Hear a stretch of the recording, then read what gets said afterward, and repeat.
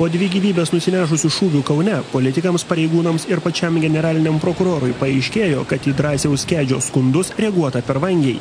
Kedys beveik metus bandė ieškoti teisybės dėl neva jo mažametės dukters tvirkinimo ir seksualinio išnaudojimo.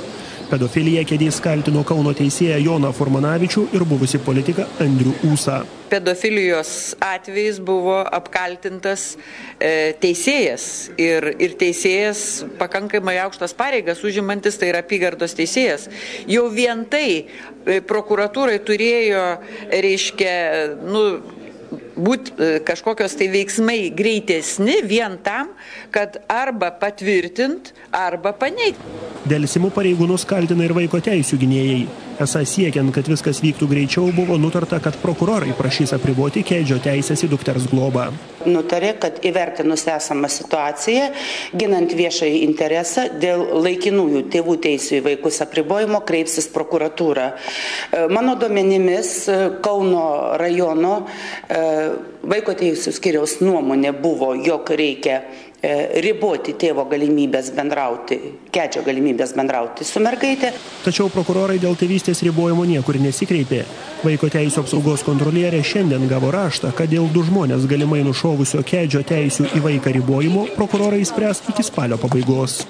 Kreipiausi į generalinę prokuratūrą.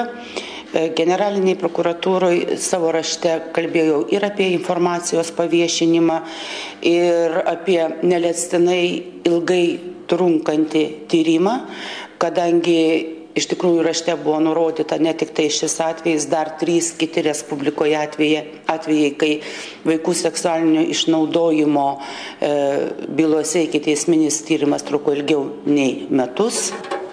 Teismas šiandien prokurorus įpareigojo iš naujo spręsti ar pateikti įtarimus Kedžio dukters motinai dėl galimo mažametės tvirkinimo. Prokurorų veiksmus tirti imasi ir Seimo teisės ir teisėtvarkos komitetas. Istorija gana senoka, nuo pernai metų lapkričio mėnesio ir iki šių metų maždaug balandžio gegužės medžiaga gulėjo Kauno miesto apylinkės prokuratūroje. Tai šitas pirmas etapas kelia daug klausimų. Žadama aiškintis ir kodėl nereaguota, kai viešai buvo apkaltintas teisėjas.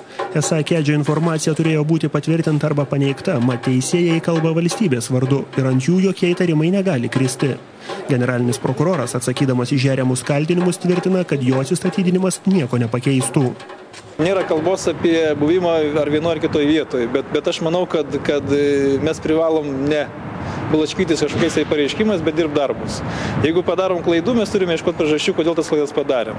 Ir žinoma, už tas klaidas atsakyti, bet priklausomai nuo to, dėl ko padaryta ta klaida. Generalinis prokuroras žada per kelias ateinančias dienas išsiaiškinti visus pavaldinių veiksmus tyriant Kedžio kaltinimus. Esą pasibaigus vidiniam patikrinimui, minutės tikslumu bus aišku, ką koks pareigūnas darė arba kodėl nedarė. Donatas Tundis, Kęstutis Vaišvila, LNK žinios.